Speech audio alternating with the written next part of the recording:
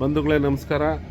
ಇದೇ 5ನೇ ತಾರೀಕು ಕಲಬುರಗಿಯಲ್ಲಿ ಯಾತ್ರಿಕ್ ನಿವಾಸ್ ಹೋಟೆಲ್ ಪಬ್ಲಿಕ್ ಗಾರ್ಡನ್ ಹತ್ರ ನಮ್ಮ ವಿಕಾಸಶೀಲ ಇನ್ಸಾನ್ ಪಾರ್ಟಿಯ ಒಂದು ಸಭೆಯನ್ನು, ರಾಜಕೀಯ ಸಭೆಯನ್ನು ಒಂದು ಕರೆದಿದ್ದೀವಿ. ಅಲ್ಲಿ ನಮ್ಮ ಸಮಾಜದ ಎಲ್ಲ ಹಿರಿಯ ಮುಖಂಡರು, ರಾಜಕೀಯ ಧುರೀಣರು ಬಂದು ಈ ಸಂಘಟನಾ ಸಭೆಯಲ್ಲಿ ಪಾಲ್ಗೊಳ್ಬೇಕು. ನಮ್ಮ ಈ ಒಂದು ಮತ ಏನಿದೆ, ಇವತ್ತು ನಮ್ಮ ಸಮಾಜದ ಮತ ಪೋಲಾಗಿ ಬೇರೆ ಬೇರೆ ಪಕ್ಷಗಳಿಗೆ ಹೋಗ್ತಾ ಇದೆ. ಅದನ್ನೆಲ್ಲ ನಾವು ನಮ್ಮ ಮತ ನಾವು ಹಾಕ್ಕೊಂಡು ನಾವು ರಾಜಕೀಯ ಒಂದು ಶಕ್ತಿ ಪಡೀಲಿಕ್ಕೋಸ್ಕರ ಈ ವಿಕಾಸಶೀಲ ಇನ್ಸಾನ್ ಪಾರ್ಟಿನ ಕರ್ನಾಟಕ ಪ್ರದೇಶದಲ್ಲಿ ನಾವು ತೊಗೊಂಬಂದಿದ್ದೀವಿ. ಅದಕ್ಕೆ ತಾವೆಲ್ಲರೂ ಬಂದು ಈ ಸಂಘಟನೆ ಒಂದು ಒಗ್ಗೂಡಿಸಿ ನಮ್ಮನ್ನು ಕೈ ಬಲಪಡಿಸ್ಬೇಕು. ನಮ್ಮ ಉದ್ದೇಶ ಇಷ್ಟೇ, ನಮ್ಮ ಸಮಾಜಕ್ಕೆ ರಾಜಕೀಯ ಶಕ್ತಿ ಸಿಗಬೇಕು. ನಮ್ಮ ಸಮಾಜ ಒಂದು 10 ಜನ MLAಗಳು ವಿಧಾನಸೌಧದಲ್ಲಿ ಹೋಗಿ ಕೂರಬೇಕು.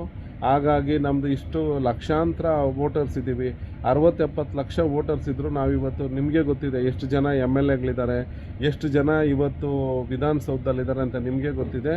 ಆದ್ದರಿಂದ ನಾವೆಲ್ಲರೂ ಮುಂದಿನ ದಿನಗಳಲ್ಲಿ ಈ ವಿಕಾಸಶೀಲ ಇನ್ಸಾನ್ ಪಾರ್ಟಿಯ ಮುಖಾಂತರ ನಮ್ಮ ವೋಟ್ ಸಿಂಬಲ್ಗೆ ನಾವೇ ವೋಟ್ ಹಾಕ್ಕೊಂಡು ನಾವೊಂದು 10-15 ಜನ MLAಗಳು ವಿಧಾನಸೌಧಕ್ಕೆ ಹೋಗೋದಿದೆ.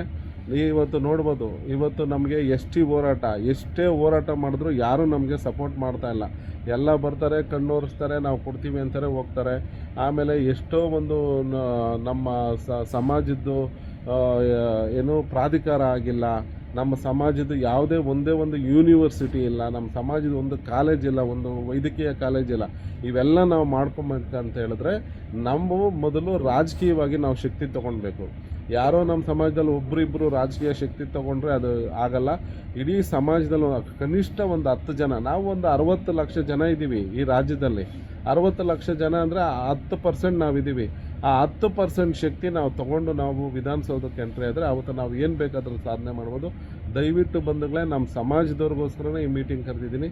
ದಯವಿಟ್ಟು ಬಂದು ತಾವು ತಮ್ಮ ಸಲಹೆ ಸೂಚನೆಗಳನ್ನ ಈ ನಮ್ಮ ಪಕ್ಷಕ್ಕೆ ಕೊಟ್ಟು ತಮ್ಮ ಆಶೀರ್ವಾದ ಮಾಡಬೇಕಾಗಿ ತಮ್ಮಲ್ಲಿ ಕಳಕಳಿಯಿಂದ ಪ್ರಾರ್ಥನೆ ಮಾಡ್ಕೊತಾ ಇದ್ದೀನಿ. BK ಮೋಹನ್ ಕುಮಾರ್, ವಿಕಾಸಶೀಲ ಇನ್ಸಾನ್ ಪಾರ್ಟಿಯ ರಾಜ್ಯಾಧ್ಯಕ್ಷರು.